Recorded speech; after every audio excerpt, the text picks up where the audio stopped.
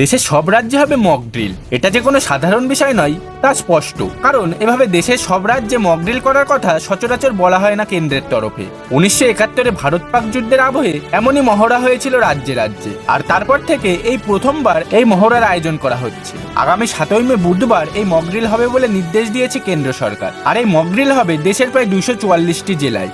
আর এই mock ড্রিলে air red siren বাজিয়ে পরীক্ষা করা হবে। মূলত সাধারণ মানুষদেরকে সতর্ক করার জন্য এই অ্যালার্ম বাজবে। এছাড়া স্কুল, অফিস, কমিউনিটি সেন্টারে হবে ওয়ার্কশপ। হামলা হলে কাছাকাছি আশ্রয়স্থল কিভাবে খুঁজে বার করতে হবে তাও শেখানো হবে সবাইকে। আর হঠাৎ ব্ল্যাক আউট বা অন্ধকার হয়ে যাবে শহর, নিভে যাবে সব আলো। মূলত রাতের অন্ধকারে কোনো এয়ার স্ট্রাইক হলে এই কৌশল নেওয়া হয়। 1971-এর যুদ্ধের সময়ও এই কৌশল নেওয়া হয়েছিল।